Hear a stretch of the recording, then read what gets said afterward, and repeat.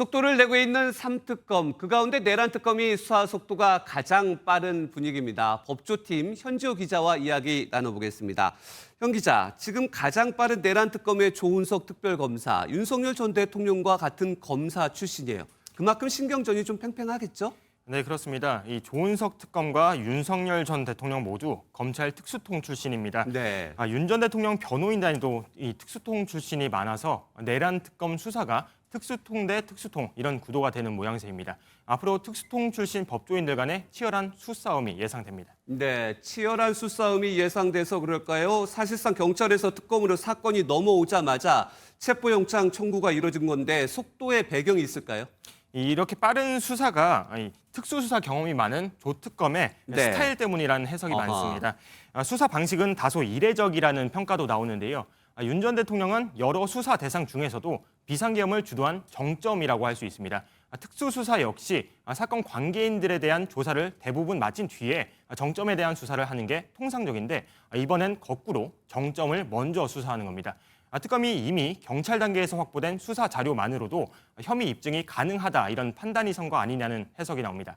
다만 법조계에서는 수사가 지나치게 빠른 거 아니냐 우려의 시각도 있습니다. 네, 조특검의 수사 스타일이다. 그렇다면 체포영장 발부 가능성을 어떻게 보고 있습니까? 이 심사를 맡은 재판부도 아마 고심이 많을 겁니다. 네. 통상 법원은 체포영장 청구가 이뤄진 뒤에 24시간 안에 발부 여부를 결정하는데요. 이미 24시간이 넘은 시점이죠. 체포영장이 발부될지는 재판부 판단을 좀 기다려봐야 할 것 같습니다. 네. 그런데 여기서 이전에도 그랬던 윤 전 대통령의 변호사 측 또 절차적 문제를 제기할 가능성은 없을까요? 그럴 가능성 충분히 있어 보입니다. 네. 앞서 윤 전 대통령 측은 공수처 수사 과정에서도 계속 절차적 문제를 강조해왔죠. 이번에도 단 한 차례 출석 통보도 없는 체포영장은 절차 위반이자 방어권 침해 이런 입장문을 내고 같은 취지의 의견서를 재판부에 제출했습니다. 특히 경찰이 소환 요청한 걸 이 특검에서 요청한 걸로 간주하고 바로 체포영장을 청구하는 건 전례가 없습니다. 이 향후 쟁점이 될 수 있다는 의견도 나옵니다. 네. 만약 체포영장이 발부되고 구속까지 이어진다면 다른 특검에도 자극이 되지 않을까요? 예, 그 특검 사이에서 경쟁적으로 수사가 이뤄지고 있는 상황이라 이 네. 한 특검이 윤 전 대통령을 구속하면 다른 특검 수사에도 차질을 빚을 수 있습니다. 특검 경험이 있는 한 법조인은 다른 특검 조사에 차질이 생길 것이라며 조율이 필요한 상황이라 이렇게 설명을 했습니다. 앞서 리포트에서 전해드린 것처럼 각 특검이 겹치는 수사 대상을 선점하려는 그런 상황이 벌어질 수도 있습니다. 네. 그리고 또 내란특검이 체포영장 청구에 대해서 설명하면서 사자성어로 법불악의 이런 표현을 썼는데 그만큼 의지가 강하다는 뜻이겠죠.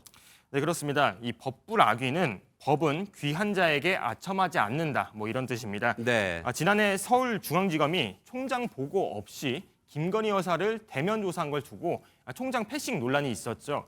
이원석 전 검찰총장이 당시 썼던 표현입니다. 검찰총장에 취임하면서 법불악의라는 말씀을 드렸습니다. 그러나 대통령 부인 조사 과정에서 이러한 원칙이 지켜지지 않았고 결과적으로 국민들과의 약속을 지키지 못하였습니다. 네, 이번에 내란 특검에서도 브리핑 때 같은 표현을 썼습니다.